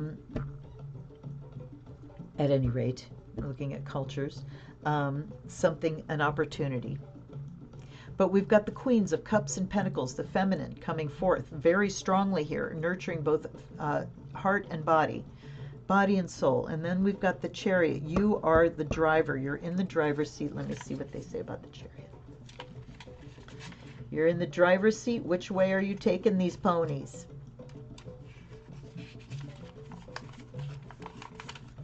Okay. Triumph of the mind. Adversity, possibly already overcome, conflicting influence, turmoil, or turmoil, as it says in here. Vengeance, success, escape, fleeing from reality, perplexity, need for supervision. Ooh, interesting stuff. So adversity, something in motion, something on the road, something on the way. And the King of Wands here, look at him in his green robe. fatherly, professional. Look at the dragon. So he's here to bring some solid guidance, maybe even in a professional capacity. And here we've got that kind of wounded, waiting for something to kind of settle. All right, let's do some of this here. We've got 2 of Swords there. We've got the 8 of Swords there. We've got the Emperor there. Both of those were in my reading last night. And we've got the Ace of Wands again. Okay. Decisions to be made. One way or the other, black or white, okay? So this is talking about us really clarifying in our mind what is to be decided, being crystal clear, because we know that once we decide, there's no going back. You know, both of those swords have a double-edged blade, and we need to be clear before we decide. The 8 of Swords is about the fear that we hold in our mind that keeps us trapped, that we need to open our eyes and see. She's holding what looks like her mask. Yeah, I think that's it. She's holding her mask. It's not on her face, but her eyes are closed. And the Emperor here, look at him with no clothes. Isn't he sweet? Look at his underwear with hearts on it. Hilarious. So like I said, it's a humorous deck, but a very interesting one too. So this is being willfully blind to something. This is being willing to consider both sides, to go inside and consider both sides. And it's so interesting because if you give me a deck with a blindfold on it, with this, the 2 of Swords is like, nope, don't want to look at it. But this is telling me being willing to consider both sides. But this is saying, I don't want to look. I don't care. You know, yeah, sure, I'm looking. It's okay. Yeah, I can see. I'm looking. So this is big, big fear about looking at the decision to be made. But the Emperor on this side says, hey, I'm all about decisions. The buck stops here. We must decide. All right? Chariot, moving forward. Ace of Wands, a new creative beginning. Being very inspired. So we have the King of Wands and we come down with the Ace of Wands. So he's saying he is here to inspire us to get started. Vroom, vroom. Get behind the driver's seat, recognize that you are the one that is driving, but the horses here also indicate a choice of path, right? And then we have, hello, Mr. Bowie. We have the Magician at the bottom. So it's up to us. We have the information if we're willing to look at it. And if we are willing to look at it, we need to look at both sides, all right? Both reasoning sides. And then we need to be resolute. When we've seen what needs to be decided, then we need to get off the fucking pot, take the responsibility, get behind the driver's seat and start. Because we have the skills, we have the resources, we have the magic. We have the magic. We just need to, and you know, it's also about pulling ourselves back together again, because this can talk about being of 2 minds. I'm of 2 minds of something. I can see it this way, I can see it. So there can be dithering there too. He's the one that comes in and says, no, you got to decide. He's the one that takes this from the back and forth to a decision, right? And the Chariot carries us there. That's a reminder that, you know, we do still have a choice at anywhere along the path. We can deviate. We can make a new choice. And the Magician is the one that says, okay, it's in my hands. I have the tools. I'm going to make it happen. I'm going to manipulate these elements. I'm going to, you know, unify them into one and send it off into spirit. I love this wand. I love that wand. So I ended up covering like all but one card in this reading and getting a whole nother reading, but it's been interesting. Okay, Marcy, yay. Okay, Marcy says, the white book that comes with Carlatides is not written by the author. Aha, the master book from Fournier. Okay, that's good to know, thank you. It's kind of like the early U.S. Games decks were all just Stuart Kaplan meanings. They all had the same meanings. That's why it doesn't have any descriptions of the cards. That makes sense. Catherine says, interesting decision. No clue about the nuances of some of the cards. Yeah, but I mean, they talk to you. Because like this one gave me so much different information than what I'm used to, than the pat stuff that I'm used to putting on Two of Swords. Samantha says, I always enjoy finding out why the artist depicts the things the way they do, because you do have to factor in the intent of the person creating the deck. Absolutely. Oh my God, we're past 2 hours. I can't believe it. Marcy says, illustrator Carlotta Santos re-envisions characters from a variety of cultures and historical periods. Yes, thank you. Drawing inspiration from Celtic paganism, Imperial Russia, that was the, yeah, for the, Caribbean Santeria. Or is that might be the Santeria. That might be, now I gotta look. Middle Ages, etc. Okay. So cups, we've seen those. The wands, seen those. Pentacles and the swords. I want to see, okay. Oh, it looks like the swords, the quartz from the swords look like the Middle Ages. I think that might be the way it goes. That... All right, in just a second, you guys. Sorry, thanks for hanging with me. Yep, the swords I think are definitely the Middle Ages. There's a knight.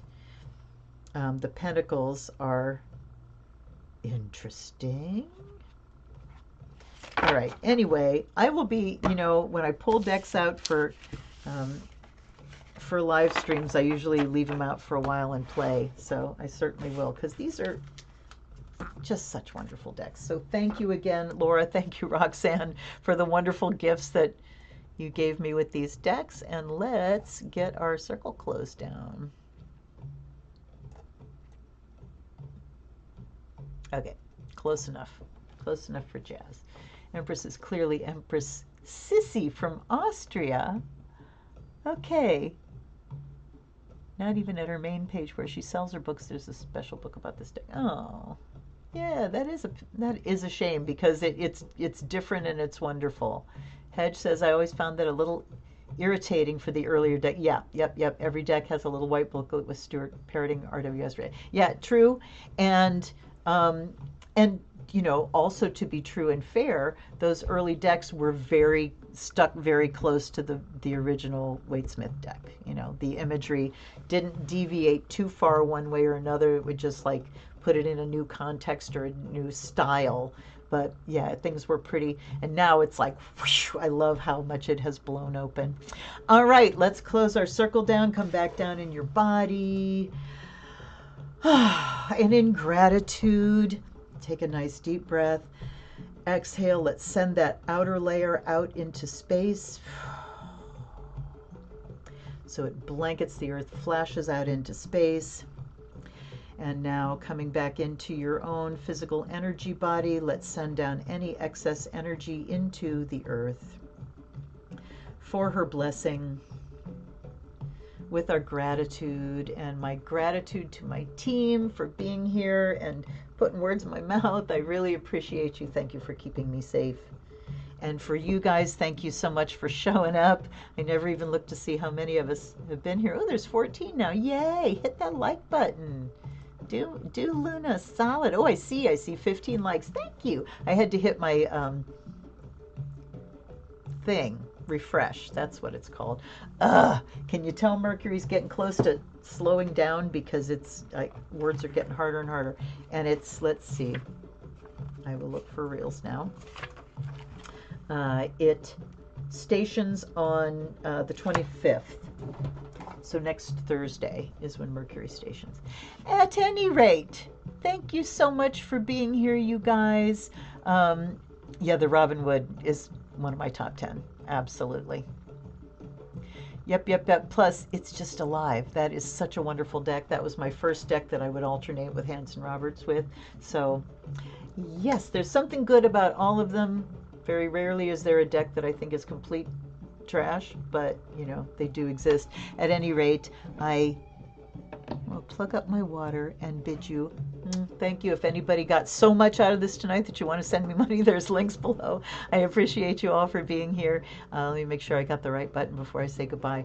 I wish you the very best. I wish you health, safety, love, happiness, joy. Until I see you again, you're in my prayers all the time, every single morning. All right, you guys, I love you. Blessed be.